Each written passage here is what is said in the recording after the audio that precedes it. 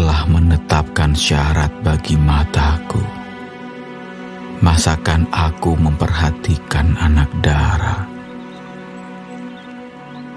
Karena bagian apakah yang ditentukan Allah dari atas? Milik pusaka apakah yang ditetapkan yang maha kuasa dari tempat yang tinggi? Bukankah kebinasaan bagi orang yang curang dan kemalangan bagi yang melakukan kejahatan?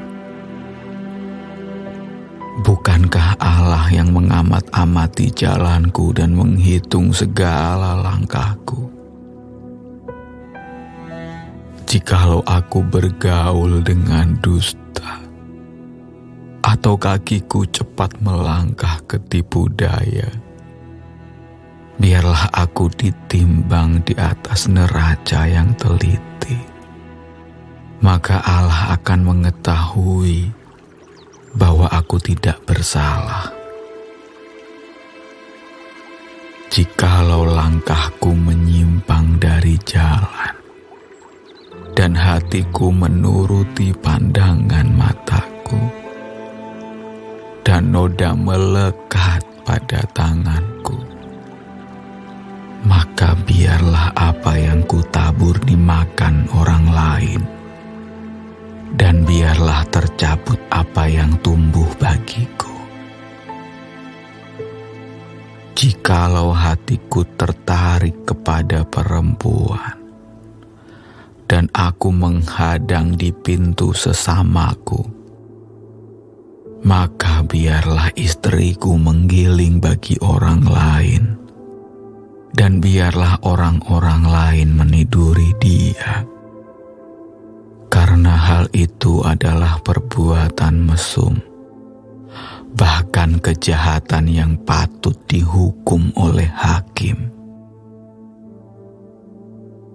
Sesungguhnya, itulah api yang memakan habis dan menghanguskan seluruh hasilku. Jikalau aku mengabaikan hak budakku laki-laki atau perempuan, ketika mereka berperkara dengan aku, apakah dayaku kalau Allah bangkit berdiri? Kalau ia mengadakan pengusutan, apakah jawabku kepadanya? Bukankah ia yang membuat aku dalam kandungan, membuat orang itu juga? Bukankah satu juga yang membentuk kami dalam rahim?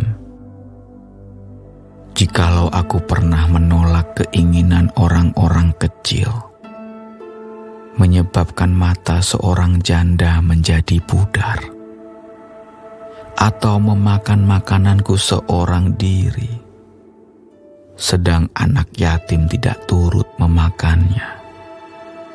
Malah sejak mudanya aku membesarkan dia seperti seorang ayah, dan sejak kandungan ibunya aku membimbing dia.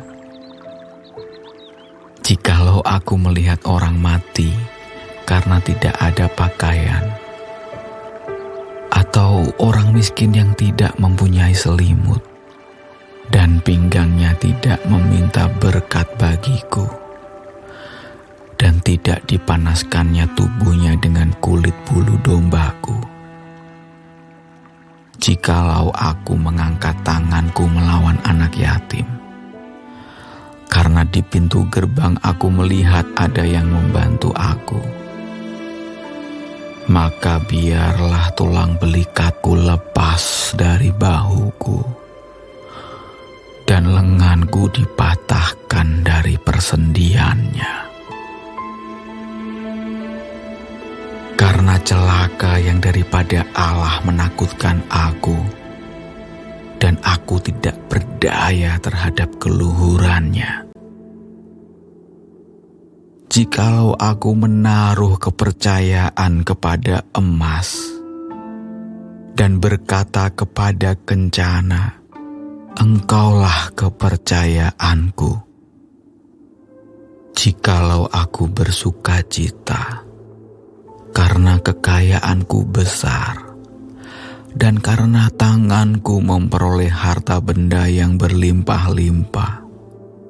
Jikalau aku pernah memandang matahari ketika ia bersinar, dan bulan yang beredar dengan indahnya, sehingga diam-diam hatiku terpikat dan menyampaikan kecupan tangan kepadanya, maka hal itu juga menjadi kejahatan yang patut dihukum oleh hakim, karena Allah yang di atas telah kuingkari. Apakah aku bersuka cita karena kecelakaan pembenciku, dan bersorak-sorai bila ia ditimpa malapetaka? Aku tak akan membiarkan mulutku berbuat dosa, menuntut nyawanya dengan mengucapkan sumpah serapah. Jikalau orang-orang di kemahku mengatakan, siapa yang tidak kenyang dengan lauknya? Malah orang asing pun tidak pernah bermalam di luar. Pintuku kubuka bagi musafir. Jikalau aku menutupi pelanggaranku seperti manusia, dengan menyembunyikan kesalahanku dalam hatiku, karena aku takuti khalayak ramai dan penghinaan kaum keluarga mengagetkan aku, sehingga aku berdiam diri dan tidak keluar dari pintu.